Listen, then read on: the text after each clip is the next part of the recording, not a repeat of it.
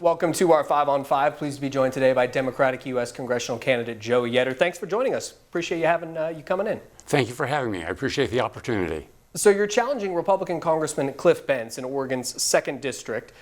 Your campaign describes you as a retired Army colonel, a doctor, teacher, and small farmer who lives near Roseburg, Azalea, I believe. Why try your hand at politics? Well, I am all those things, and I was very comfortably retired. I have a farm with a small cow-calf operation, and I loved it. But the events of January 6th made me know that I could not stay comfortably retired and not engaged in the political turmoil that was let loose on that day. So I came out of retirement to run for Congress. Do you have any political experience? Only a bit. I have run successfully for the Umpqua Community College board and served on that board until just before the tragic murders there some years ago.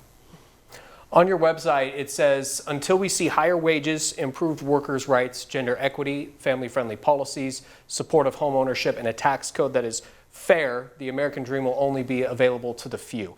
A lot to unpack there, obviously, but let's start with higher wages. What would you propose? Well, the federal government is responsible for establishing a nationwide minimum wage. That's key. Also key, though, are expanding employment opportunities, training for individuals in apprenticeships, guaranteeing that students can go to community college and undergraduate school and graduate free of lifelong burdens that cripple them in terms of marriage and establishing families and buying homes.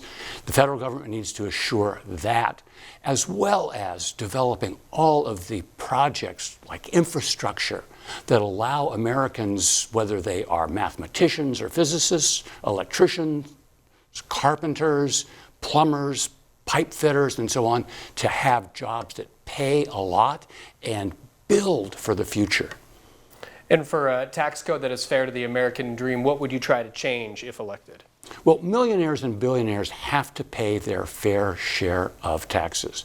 I would support higher marginal tax rates. I would make sure that the billionaires pay actual income taxes.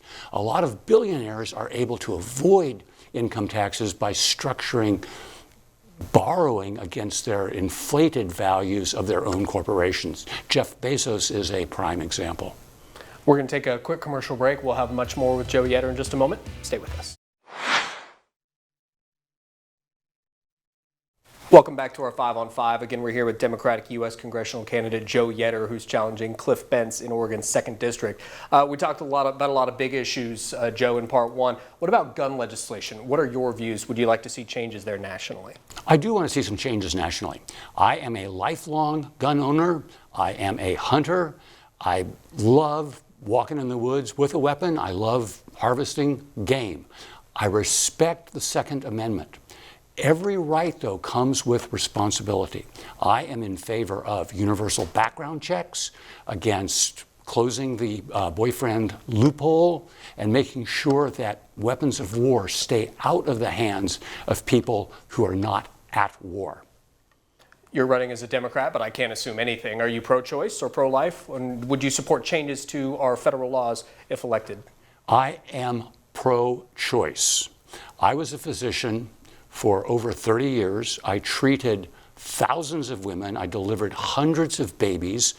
I never met a woman I thought would benefit from the government telling her what to do with her body. You held a town hall in Medford last week, I believe, about veterans issues, focusing rather. What did you take from that experience? Well, what I took from that experience is that there's a wide range of veterans' experiences and their needs. I talked to a number of people who have suffered PTSD.